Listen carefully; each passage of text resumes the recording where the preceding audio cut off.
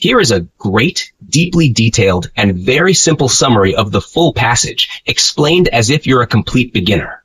I've broken it down into clear points so you understand what happened, why it mattered, and what changed between the 700s and in India. 1. Two different time periods are being compared. The writer compares two important times in Indian history. Time 1, around 700 CE, when Arabs invaded Sindh in present-day Pakistan. Time 2, around 1000 CE, when Ghaznavid attacked northern India. 2. Big difference in foreign presence. In 700 CE, India was free from foreign rulers. There were no foreign kingdoms inside India. Only a few Arab traders came to the western coast, like Gujarat and Kerala, to do peaceful trade, not to fight or rule. In contrast, by 1000 CE, the situation had changed. Two foreign Muslim kingdoms had formed inside India, Multan, Sindh, Mansura. These were ruled by people from Arab or Persian backgrounds, not native Indian kings. 3. Conversion to Islam had started. In these two areas, Multan and Sindh, a large number of local people had converted to Islam. They were no longer Hindu or Buddhist.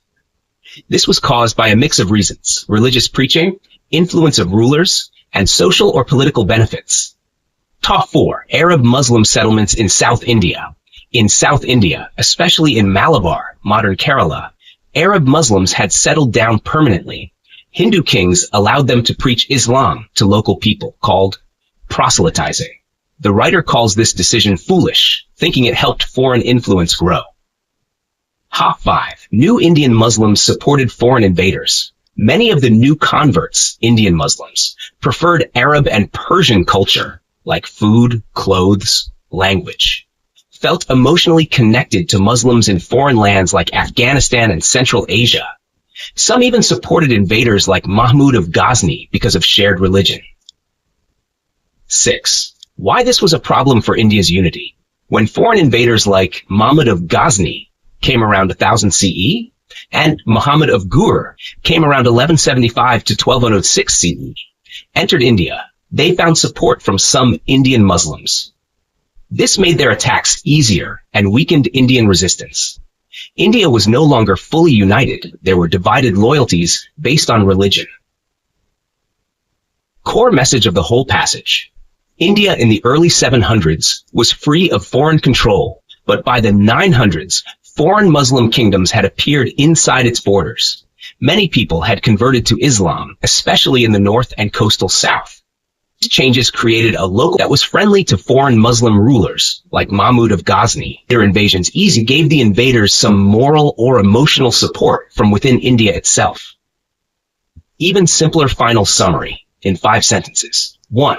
In 700 CE, India had no foreign rulers, only peaceful Arab traders. 2. By 1000 CE, two foreign Muslim kingdoms, Multan and Sindh, existed inside India. 3. Many local people had become Muslims in these regions. 4. In South India too, Arabs settled and converted people with permission from Hindu kings. 5. Some of these new Muslims supported Muslim invaders like Mahmud of Ghazni, helping them attack India more easily. Would you like me to add a simple timeline, map, or the key people like Mahmud of Ghazni or Muhammad of Ghur next? Here is a great, deep, and detailed summary of the passage you gave in the simplest possible language, like teaching someone with no background at all. It covers all the important ideas and adds helpful context, examples, and meanings to make it 100% clear and easy to understand. Hash summary. The Arab kingdoms of Multan and Sindh. 1. Who ruled Multan and Sindh? Around the 8th to 10th centuries CE, two important regions in what is now Pakistan, Multan and Sindh, were ruled by Arab Muslims. These Arab kingdoms were not native Indian powers. They were foreign rulers who had come from Arabia and nearby Muslim lands. Nashrak 2. They became independent in 871 CE. In the beginning, these Arab rulers followed the orders of the Caliph, the supreme religious and political head of the Muslim world, who ruled from Baghdad. But in 871 CE, the Arab rulers in Multan and Sindh stopped obeying the Caliph. They declared their independence and ruled by themselves. This is called throwing off the caliph's yoke. It means refusing to be under his control anymore. 3. They still pretended to respect the caliph. Even though they were now fully independent, these rulers pretended to still follow the caliph. Why? For diplomatic reasons. To keep good relationships with other Muslim countries and avoid trouble. This is called nominal allegiance, showing fake or formal loyalty just for appearances. 4. There were changes in rulers over time. These Arab kingdoms did not stay under one family forever. Different groups called dynasties took power from time to time. This means the rulers changed, but the rule stayed Arab and Muslim. 5. Who ruled Multan at the start of this period? In this time, Multan was ruled by a special Muslim group called the Karmathians. Their leader was a man named Fakhr Daud. The Karmathians were a radical Islamic sect, different from normal Sunni Muslims. Fakhr Daud was a clever and capable ruler. 6. Who ruled Sindh? Sindh was still ruled by regular Arab Muslims, not by the Karmathians. These rulers continued to control the area from the original Arab conquest that began in 712 CE with Muhammad bin Qasim. 7. How did Hindu kingdoms treat these Arab rulers? The Hindu kings in nearby areas had previously suffered due to Arab invasions and religious. Surprisingly, during this time, they left the Arab rulers of Multan and Sindh alone. They did not attack them, even though they were foreigners and followed a different religion. 8. Muslims and Muslim converts were treated with respect. Arab Muslims and Indians who had converted to Islam were treated well in Hindu lands. They were allowed to practice Islam freely, convert other people, and live peacefully. Even though these new Muslims had changed their religion, they were still shown kindness by Hindu kings and people. 9. Muslims had become a strong force. By now, Muslims in India, both Arab settlers and Indian converts, had become a powerful community. They were not small or weak anymore. They had their own kingdoms, Multan, Sindh, strong armies, support from other Muslim countries like Ghaznavid, Afghanistan. So they were now a power to be reckoned with, meaning they were important and could not be ignored by Hindu kings. 10. The rest of India was ruled by Indian kings. Outside Multan and Sindh, the rest of the Indian subcontinent was still under the control of native Indian rulers, not foreigners. These kingdoms were part of what is called indigenous rule, meaning rule by people who were originally from that land. The author says that he will list those kingdoms separately. Final thoughts. Why this is important. This passage helps us understand the political condition of India before the Ghaznavid invasions, like Mahmud of Ghazni in the 1000 CE. Some parts of India, Multan and Sindh, were already under foreign Muslim rule. These Muslim rulers had become independent, had strong local support, and had friendly relations with other Muslims from Central Asia. This situation made it easier for later invaders like Mahmud of Ghazni and Muhammad of Ghur to attack and succeed, because some parts of India were already partially Islamic, and local Indian Muslims supported them. If you want, I can now explain more about the Karmathians, describe the Indian kingdoms that existed at the same time, or show how this helped Mahmud of Ghazni in his invasions. Let me know what you want next. I'll explain it all clearly.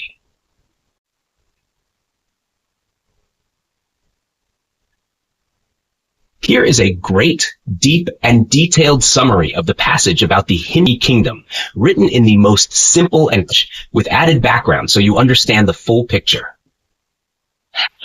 Summary of the Hindu Shahi kingdom in simple, detailed words. The Hindu Shahi kingdom was a powerful Hindu northwestern part of India, in the region that today includes parts of eastern Afghanistan and Pakistan. This kingdom stretched from the Chenab River in modern Pakistan to the Hindu Kush Mountains in Afghanistan, and even included the city of Kabul at first. This shows it was a large and important kingdom located right at the frontier between India and Central Asia. For about 200 years, this Hindu kingdom bravely fought off Arab Muslim invasions. These invasions, especially after the Arab conquest of Sindh in the 8th century, even though the Hindu Shahi rulers were alone, with no help from other Indian kingdoms, They successfully defended their land for a very long time. That's a huge achievement, considering the powerful enemies they faced. However, over time, the Hindu Shahi kings were forced to give up parts of their territory, especially Afghanistan and Kabul, because the pressure from foreign forces kept increasing. As a result, they had to move their capital from Kabul to a new safer place called Udbandapur, also called Waihand, closer to what is now eastern Pakistan. Around the end of the 10th century, close to the year 1000 CE, the king of this kingdom was a famous ruler named Jaipala.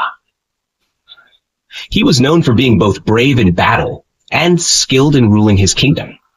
People from both sides, Hindus and Muslims, remember him as a strong and respected king.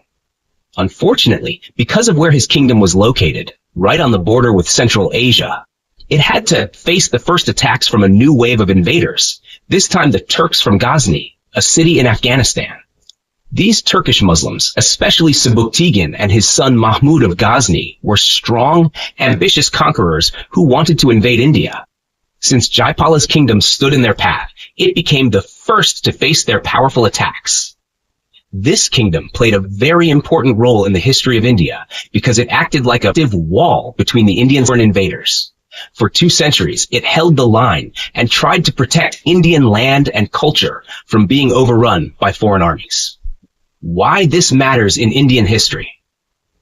The Hindu Shahi kingdom shows us how bravely and independently some Indian rulers defended their land without much help. It showed India faced western frontier, which was always the most common entry point for foreign invasions.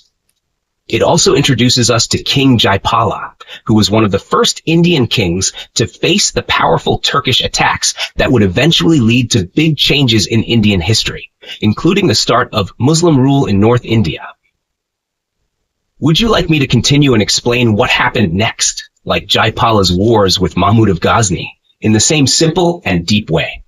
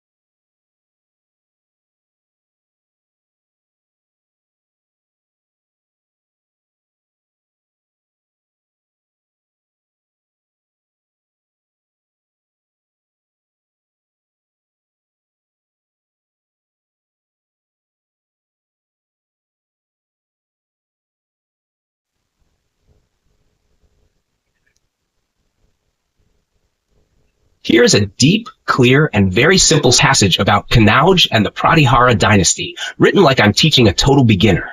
It includes all the key ideas, explained slowly and clearly, like the best teacher would do. The Great Summary. The story of Kanauj and the Pratiharas. Simple, deep. 1.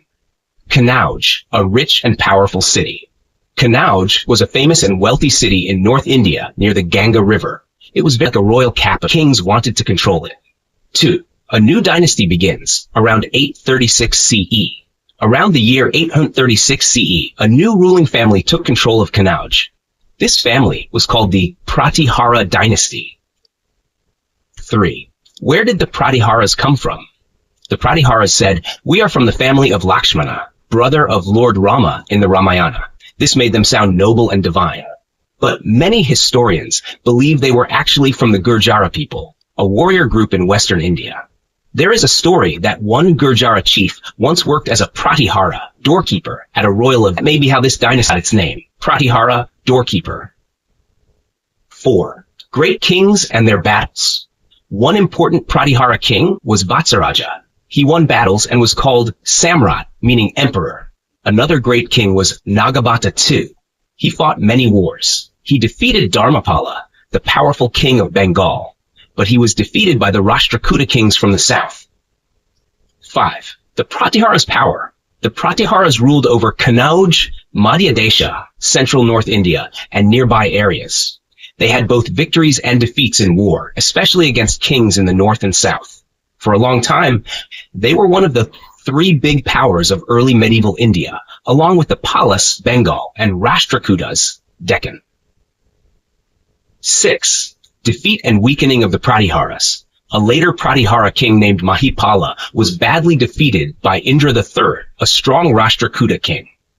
Mahipala lost his capital, Kannauj, but a nearby king from the Chandela dynasty helped him get it back. Even though the Pratiharas got their city back, their power became very weak. They could only hold on to a small part of North India, including the Ganga Valley, Rajasthan, and Malwa, and even that was in a shaky way. 7. Breakup of the empire. The kings who used to obey the Pratiharas became independent. The Chandelas in Bundelkhand, the Chalukyas in Gujarat, the Paramaras in Malwa. These smaller dynasties no longer obeyed the Pratiharas. They started ruling freely. 8. The last Pratihara king and Mahmud of Ghazni. The last ruler of the Pratihara dynasty was Rajapala. He was a weak king. In the year 1018 CE, powerful Turkish invader named Mahmud of Ghazni attacked and captured Kannauj. Rajapala could not protect his city. 9. Early glory versus later decline.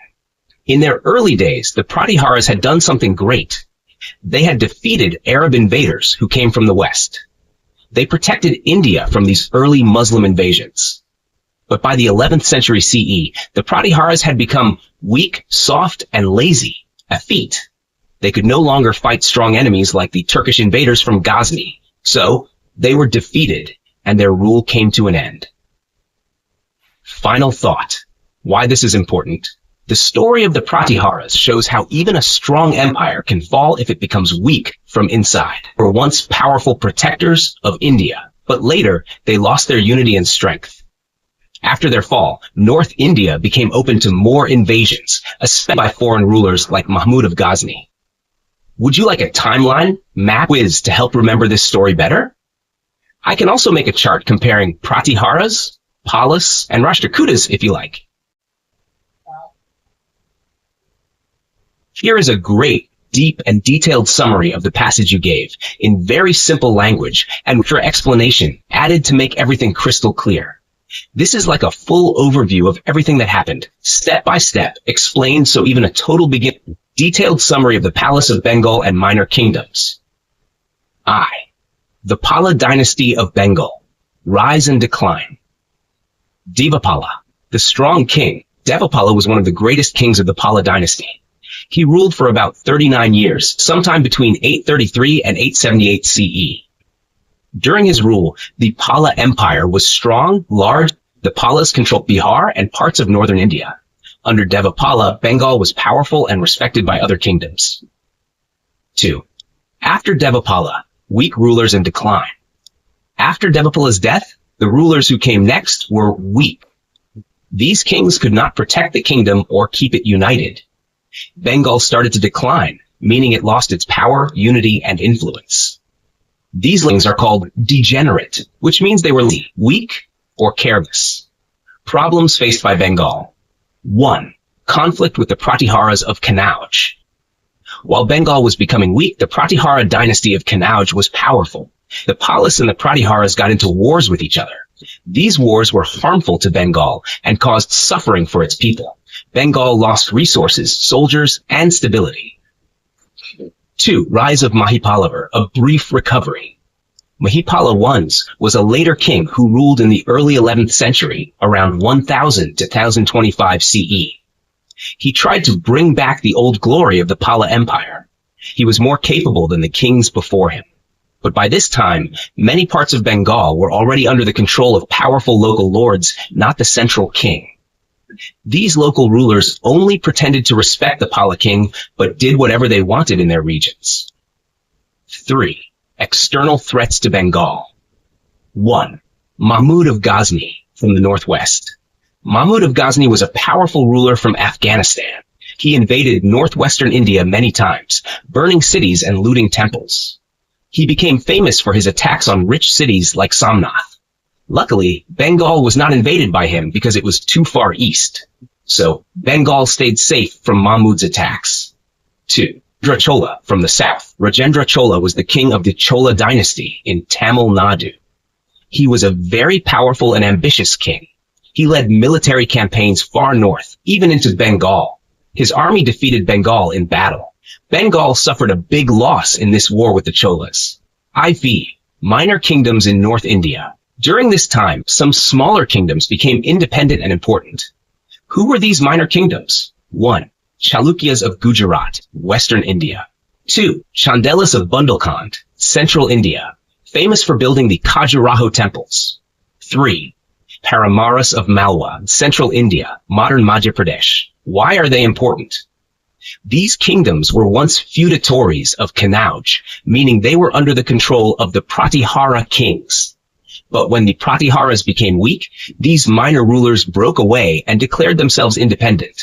They built their own kingdoms, armies, temples, and histories. The final summary. In simple words, the Pala dynasty was once very strong under kings like Devapala. After Devapala, weak kings led to decline.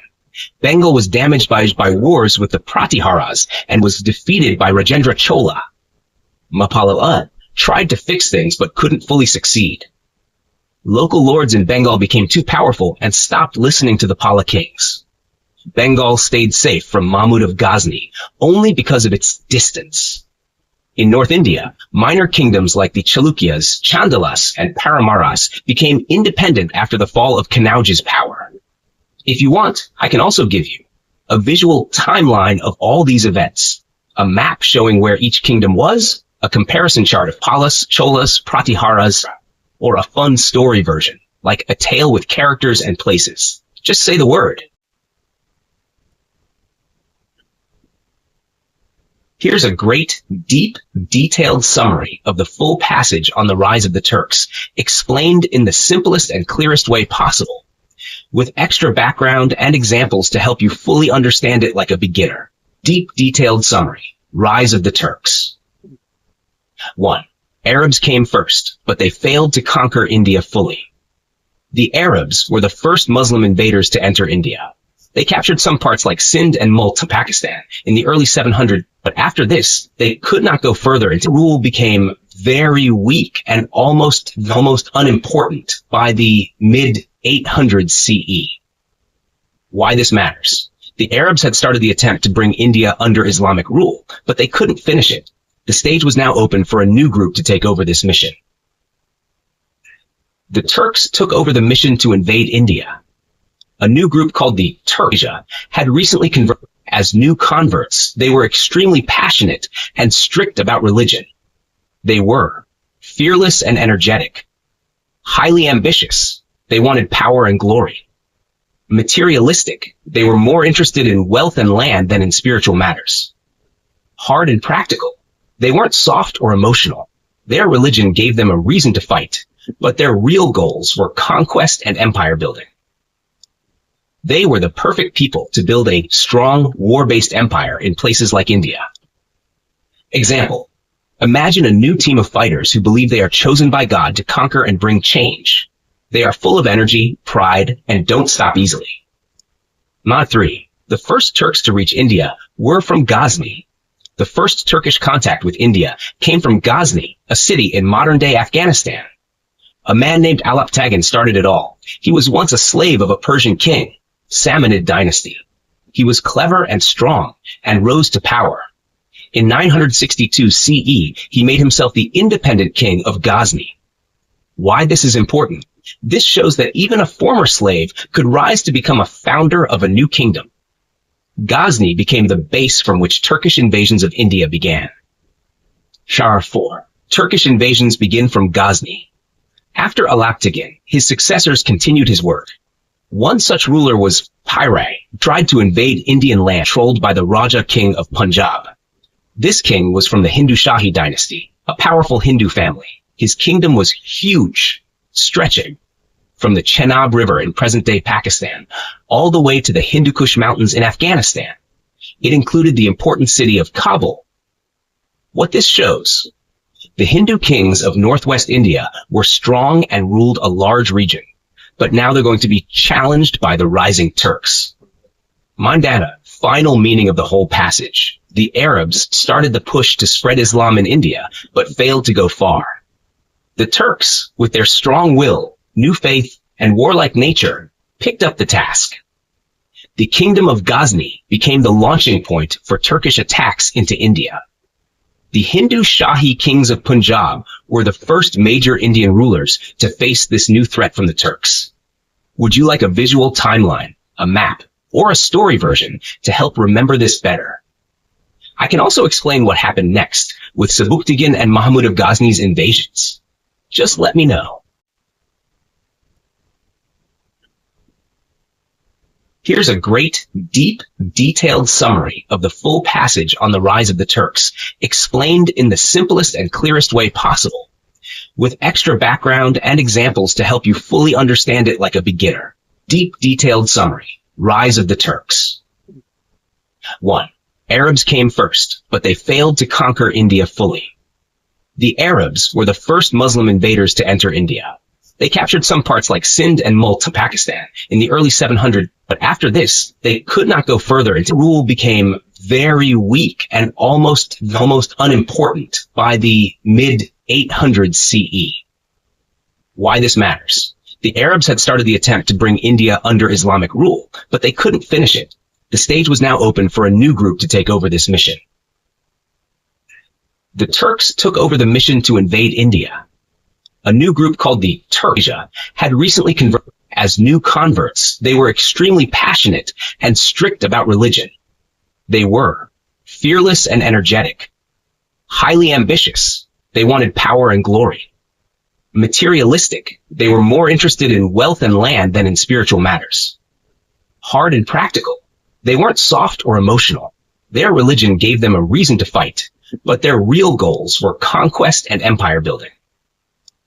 They were the perfect people to build a strong, war-based empire in places like India. Example. Imagine a new team of fighters who believe they are chosen by God to conquer and bring change. They are full of energy, pride, and don't stop easily. Mod 3. The first Turks to reach India were from Ghazni. The first Turkish contact with India came from Ghazni, a city in modern-day Afghanistan. A man named Alap Tagin started it all. He was once a slave of a Persian king, Samanid dynasty. He was clever and strong and rose to power. In 962 CE, he made himself the independent king of Ghazni. Why this is important? This shows that even a former slave could rise to become a founder of a new kingdom. Ghazni became the base from which Turkish invasions of India began. Shah 4. Turkish invasions begin from Ghazni. After Alaptigin, his successors continued his work. One such ruler was Piray, tried to invade Indian land controlled by the Raja king of Punjab. This king was from the Hindu Shahi dynasty, a powerful Hindu family. His kingdom was huge, stretching from the Chenab River in present-day Pakistan all the way to the Hindu Kush Mountains in Afghanistan. It included the important city of Kabul. What this shows: the Hindu kings of northwest India were strong and ruled a large region, but now they're going to be challenged by the rising Turks. Mandana, final meaning of the whole passage. The Arabs started the push to spread Islam in India, but failed to go far. The Turks, with their strong will, new faith, and warlike nature, picked up the task. The kingdom of Ghazni became the launching point for Turkish attacks into India. The Hindu Shahi kings of Punjab were the first major Indian rulers to face this new threat from the Turks.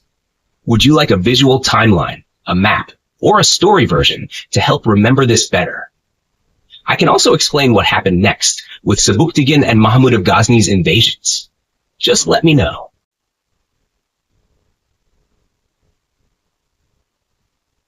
Here is a great, deeply detailed summary of the entire passage you shared, written in the simplest language, like teaching a beginner or a curious child. This includes extra information, context, and examples to make it super clear and unforgettable. Deep and simple summary. The struggle between the Hindu Shahis and the Ghaznavids. The Hindu Shahi kingdom and its glory. Long ago, there was a Hindu kingdom called the Hindu Shahi Kingdom. It ruled over and now in modern-day Afghanistan. Back then, this region was not just geographically close to India, but also politically connected. It was part of Indian culture, religion, and sometimes under Indian empires like the Mauryas. From as early as Chandragupta in 300 BCE, parts of Afghanistan had been linked to India. 2. The Shahi kings fight against Arab invasions. Around the 7th century CE, 660s, Arab Muslim armies started invading this region. They took over some land and converted 12,000 people to Islam. But the Hindu Shahi kings did not give up. For over 300 years, they bought land from Muslim invaders. First the Arabs, then the Turks. They fought mostly alone, without big alliances. 3. The rise of Ghazni, a new threat. In the late 900s, a new kingdom began rising, the Ghaznavid kingdom. Its leaders were originally Turkish slaves who had gained power. One such man was Sebuktigin, who became king of Ghazni in 977 CE. He had been a slave and son-in-law of Alaptigin, an earlier Ghazni ruler. 4. Sebuktigin's power and ambition. Sebuktigin was strong, ambitious, and clever. Though he was busy handling Central Asian politics, he still found time to raid India's borders. He attacked places near the India-Afghanistan border for wealth and control. 5. Jaipala of the Hindu Shahis takes action. Jaipala, the Hindu Shahi king, ruled Punjab, which bordered Ghazni. He saw Sebuktigin's rise as a serious danger. He wanted to stop the threat early, before Ghazni became too powerful. So in 986 to 87 CE, Jaipala invaded Ghazni with a big army. 6. A difficult battle, and a storm changes everything.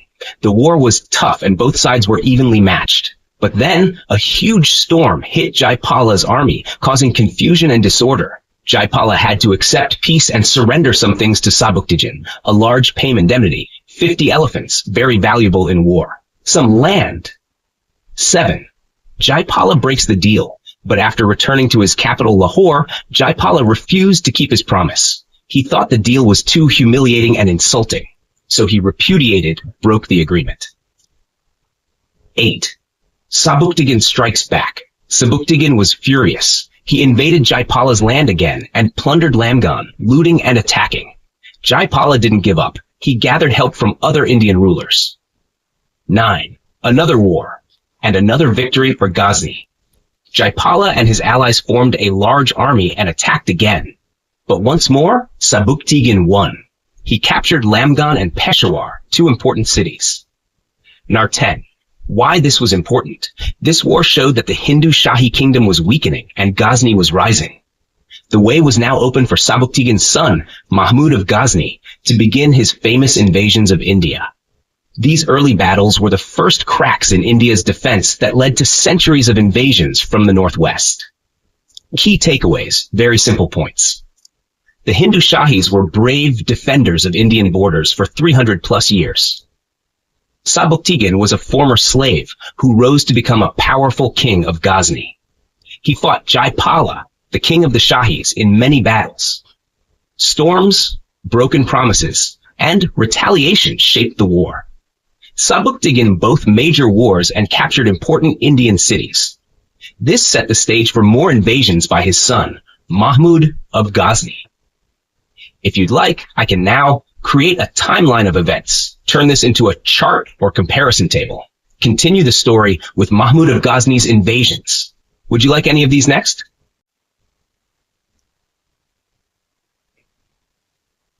Here is a deep and very simple summary of the comic strip and story of Mahmud's accession, explained step by step with background, examples, and extra details so that anyone can understand it easily. 1. Death of Sebuktigin, the king's choice. Sebuktigin, king of Ghazni, died in 997 CE. Before dying, he made a surprising decision. He chose his younger son, Ismail, to become the next king. This was strange because he had an older son, Mahmud, who was more experienced in war and politics. It's like a father giving his shop to his younger son, even though the elder one has worked there longer. 2. Mahmud says no. He fights for the throne. Mahmud, the elder son, was angry. He believed he had the right to rule, not his younger brother. He was already a great general, respected by many. So, he raised an army and fought a war against his brother Ismail. This is called a succession war, a fight to decide who will become king after the ruler dies. 3. Victory for Mahmud. He becomes king 998 CE. Mahmud defeated Ismail in battle. He officially became king in 998 CE at the age of 27. This moment is called his accession, the moment he takes the throne. 4. Size of his kingdom. At the time he became king, Mahmud ruled Ghazni, the capital in today's Afghanistan. Afghanistan, the main part of his kingdom. Khorasan, a rich region covering parts of today's Iran, Afghanistan, and Central Asia. So his kingdom was large and powerful right from the beginning. 5. Getting caliph's approval. Why it mattered. The Caliph of Baghdad, the top religious leader of Muslims at that time, was very powerful. If the Caliph recognized you, it meant you were seen as a true king by the whole Muslim world. Mahmud wrote to the Caliph asking for this official approval. 6. Mahmud gets 2 big titles. The Caliph gave Mahmud 1. Yamin ud-Dawla means right hand of the state. It showed Mahmud was trusted by the government. 2. Amin ul-Millah means trusted one of the religion. It showed Mahmud was also loyal to Islam and trusted in religious matters. These titles gave Mahmud respect, religious support, and more political power. 7. Beginning of the Yamini dynasty. Because Mahmud was given the title Yamin ud-Dawla, his royal family is called the Yamini dynasty. Just like we say Maurya dynasty or Gupta dynasty, we say Yamini dynasty for Mahmud's family. Final simple summary and points. Sebuktigin dies in 997 CE, makes Ismail, younger son, the next king. Mahmud, older son, fights back and defeats Ismail in a war of succession. Mahmud becomes king in 998 CE at the age of 27. His kingdom includes Afghanistan and Khorasan. He gets official recognition from the Caliph of Baghdad. He receives 2 titles, Yamin ud-Dawla, right hand of the state, trusted one of the religion. His rule begins the Yamini dynasty. Would you like me to explain what happens next in Mahmud's life, like his invasions of India? Or do you want more comic strips of this story? Here's a great, deep, and very simple summary of the entire passage about Mahmud of Ghazni, focusing on his character, motivations, and actions, explained like teaching a beginner, with all important points included. Summary of Mahmud of Ghazni's character and motives, in deep detail and easiest language. 1. Mahmud was highly ambitious from a young age. He dreamed of becoming very powerful, not just a small king. He wanted to expand his empire, become famous, and leave a big name in history. He was not satisfied with ruling only Ghazni. He wanted to conquer more land, especially in India. 2. He made a strong promise to attack India every year. After becoming king with blessing from the Caliph, the religious head of Islam, he took a vow. He promised to attack India every year to fight Hindus, whom he saw as idol worshippers. This showed that he was driven by religious duty as well as personal ambition. 3. He tried hard to keep that promise. Mahmud actually attacked India almost every year. His invasions were repeated, planned, and powerful. He was serious about his mission, not just making empty promises.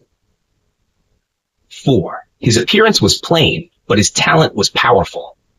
Mahmud was average in height, strong in body, but not handsome. He didn't have the royal look, but he had something more important: brains, courage, and leadership. 5. He was not charming, but he was a brilliant leader. He didn't have a magnetic personality, but he was a great general and a fearless soldier. He fought in battles himself, not just giving orders from behind. 6. He was highly intelligent, clever, and a good judge of people. Mahmud had a sharp mind and could read people well. He could tell who was loyal, smart, or dangerous and used that wisely. This helped him run his court, army, and kingdom efficiently. 7. His best qualities were bravery, wisdom, and clever problem-solving. He showed calm courage, stayed brave without panic. He was prudent, thought carefully before acting. He was resourceful, always found a smart way out of problems.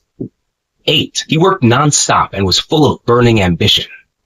Mahmud was restless. He always wanted to do more, fight more, win more. His ambition drove him to plan, fight, and expand constantly. He didn't relax. He was always chasing a bigger goal. 9. He had a natural leadership style and was great at ruling. He carried himself like a natural commander. He was skilled in statecraft, politics, administration, running his kingdom smoothly. 10. He used people like tools to achieve his goals. Mahmud believed no one was irreplaceable. He treated people as instruments. If someone helped him succeed, he kept them. If not, he dropped them. His focus was always on his mission, not emotions. 11. Though practical, he was also deeply religious. According to historian Professor Muhammad Habib, Mahmud had a practical, secular mindset. He didn't follow religious leaders, blindly. But still, he was devoted to Islam, and he sincerely believed that his wars in India were holy wars, jihad, against idol worship. 12. His own historian, Utbi, called his wars against India jihad. Utbi wrote in his book that Mahmud's attacks were to spread Islam and destroy idol worship. Even though Mahmud first planned to attack elsewhere, he chose India for religious and political reasons. 13.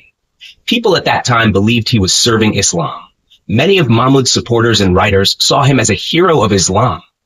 They believed he was raising the flag of Islam by attacking Hindu kingdoms. 14.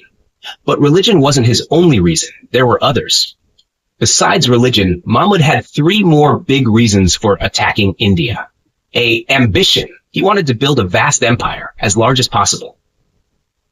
B. Wealth. India was known to be very rich, with gold, silver, and jewels in temples.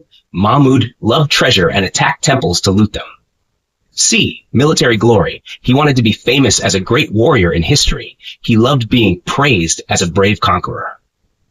15. He may also have feared Indian kingdoms. Some Hindu kingdoms were powerful. Mahmud may have thought they could threaten his rule, so he attacked them first. 16. So, Mahmud chose a policy of constant war against India. Because of religion, ambition, greed, fear, and desire for glory, he decided to keep attacking India again and again. His attacks were not random, but planned and repeated. Final picture of Mahmud of Ghazni. Mahmud of Ghazni was not good-looking, but smart and brave, not soft-hearted, but highly focused and clever. A man of big dreams, deep faith, and cold calculations. He combined religion, ambition, and strategy to attack India. He became one of the most powerful and feared rulers of his time, especially known for his invasions of Indian temples and kingdoms. Would you like me to now give you a timeline of Mahmud's Indian invasions, or turn this summary into a visual chart or comic-style story for easy remembering?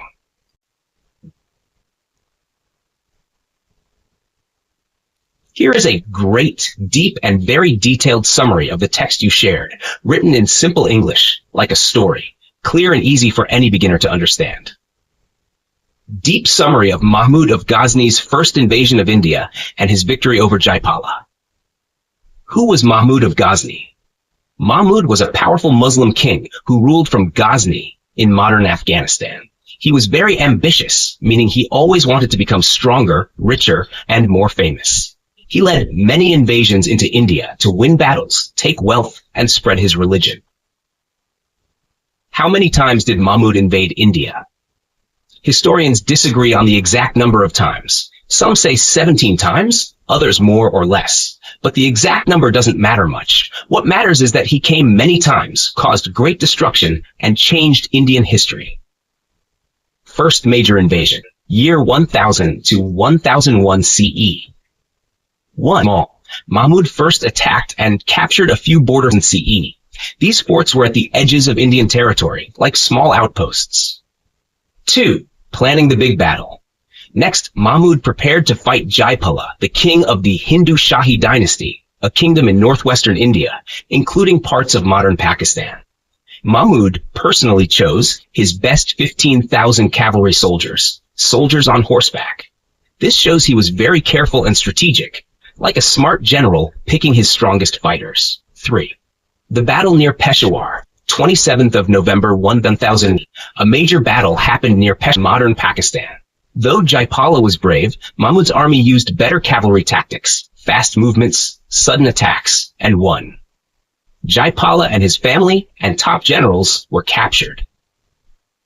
After the battle, what happened? 1. Prisoners and insults. Mahmud's historian, Utbi, wrote that the prisoners were tied up and beaten and treated like evil people who didn't believe in Islam. Utbi was very religious and viewed the battle as a holy war, jihad. He believed Hindus were idol worshippers and said they would be sent to hell.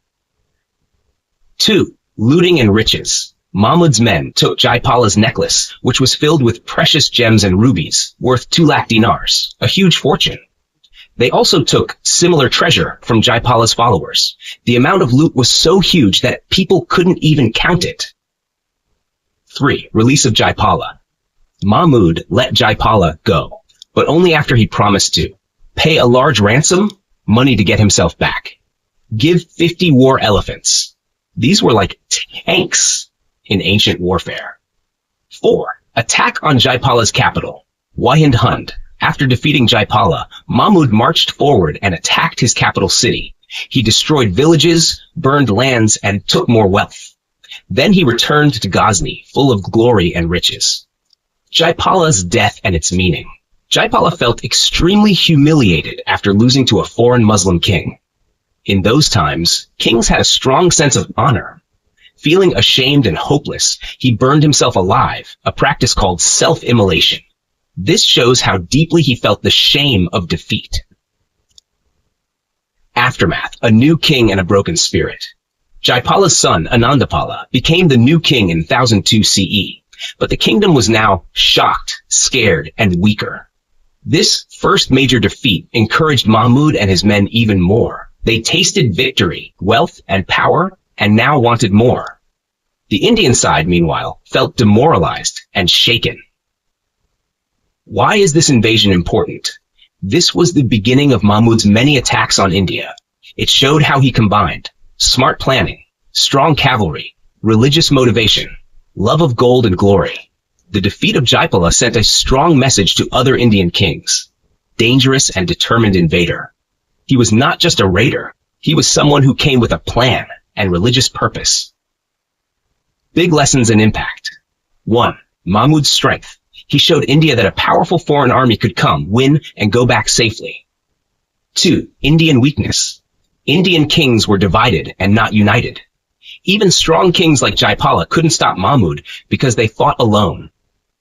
3. A pattern begins. After this win, Mahmud kept coming again and again, looking for temples, treasure, and fame. This first success increased his confidence and weakened India's defenses. Would you like me to explain the next invasion or expedition in the same deeply clear, simple way?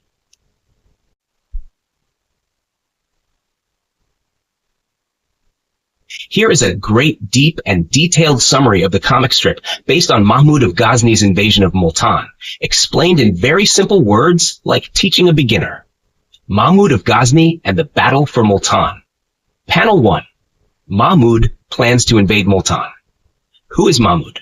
Mahmud is the king of Ghazni, a powerful Muslim empire in today's Afghanistan. He wants to expand his empire and spread Sunni Islam. Target, Multan. Multan is a rich and important city in today's Pakistan. It is ruled by Fat Dad, who follows a different form of Islam called Karmathian Shia, disliked by Sunni rulers like Mahmud. Why Mahmud wants Multan? Religious reason, to remove the Karmathians. Political reason, to control more land. Economic reason, to take the wealth of the city. Panel 2. The road to Multan, conquering Beira. Beira is a city near Multan. Mahmud first goes there in 1006 CE to prepare for the attack on Multan. Who tries to stop him? Anandapala, a Hindu king, tries to defend the region. What happens? Mahmud defeats Anandapala easily and clears the path toward Multan. Panel 3. The capture of Multan. Mahmud marches into Multan and defeats Fateh Daud. This gives Mahmud control of the city. Instead of ruling directly, Mahmud makes Sukhapala, the the grandson of the Hindu king Jaipala, the new ruler of Multan. Sukapala had earlier been captured by Mahmud. In Ghazni, he was made to accept Islam and was renamed Nausha Shah. Mahmud trusted him to rule Multan as his governor. Panel 4. The Rebellion and Final Victory. What does Sukapala do? He leaves Islam, returns to his old Hindu faith. He rebels against Mahmud and tries to rule Multan on his own. What does Mahmud do? In 1008, Mahmud comes back, captures Sukapala and Fateh Daud, and puts them in prison. Aftermath. Mahmud takes full control of Multan. Multan becomes a permanent part of his empire. No more puppet rulers. It's now under Mahmud's direct rule. Deep message and importance. This event shows how Mahmud mixed religion, politics, and war to expand his empire. He used military power to defeat enemies like Anandapala and Daud, religion to justify attacks against the Karmathians, strategy by appointing a former enemy's grandson, Sukapala, and punishment when betrayed, prison for rebels. This episode tells us how religion and politics were deeply connected in that time. Let me know if you'd like a voiceover style narration, animated video script, or printable version of this.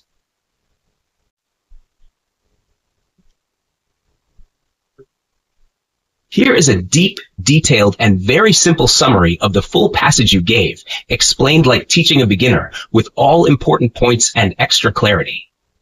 Nash background. Why Mahmud and Anandapala became enemies. Anandapala was a Hindu Shahi king in northwest India, today's Pakistan region. He formed an alliance, friendship, with Daud, the ruler of Multan. Daud was from a Muslim group called the Karmathians, who were considered heretics by Orthodox Muslims. Mahmud of Ghazni, a powerful ruler from Afghanistan, hated Daud and had already attacked Multan. So when Anandapala helped Daud, it made Mahmud angry. He felt insulted. Mahmud saw this as a direct challenge. Why Mahmud wanted to attack Anandapala? After capturing Multan, Mahmud now had a clear path to attack Anandapala. Anandapala's kingdom was now open to attack from two directions, west and south. Mahmud had a bigger dream, to go deep into India and take its riches, gold, temples, cities. But he had to first control Punjab, where Anandapala ruled, to enter deeper into India. Anandapala prepares for war. Anandapala understood Mahmud's goals and took the threat seriously. He gathered a large army to stop Mahmud. Other nearby Indian kings also sent troops to help him. They were all worried about Turkish expansion. They didn't want Mahmud to conquer more land. This was not just a small fight. It was going to be a major battle. The big battle at Wide near Peshawar, around 1009 AD. Anandapala led his army to a place near Waihind, close to Peshawar. Mahmud met him there, and a fierce battle took place. Mahmud's army was stronger and better organized. He defeated Anandapala badly. Anandapala's army broke apart and ran away in panic. This was a crushing defeat for the Indian side. What Mahmud did after victory. Mahmud chased the defeated army. He then attacked the fort of Nagarkot near Kangra in present-day Himachal Pradesh. The fort's defenders resisted bravely for 3 days, but in the end, Mahmud captured it. Treasure taken from Nagarkot. Mahmud found immense treasure in Nagarkot.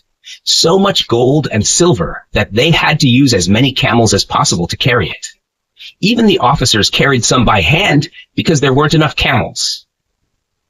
The loot included 70,000 silver coins, dirhams, gold and silver bars weighing over 7 lakh units, luxury clothes from a place called Sus, soft that even old people said they had never seen such cloth before, a silk size of a small mansion, 30 yards long and 15 yards wide, a huge canopy, roof-like cloth made from rum, Byzant linen, supported on gold and silver poles. Result and importance.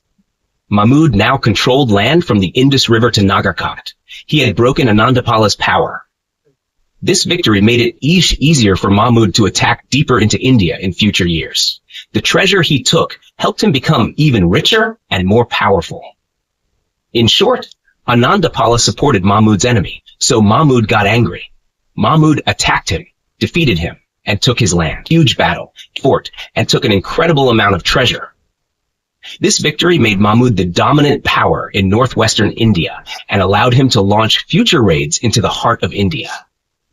Would you like a visual map of the regions, or a timeline of these events, or even a kid-style comic version? I can make those too. Just let me know.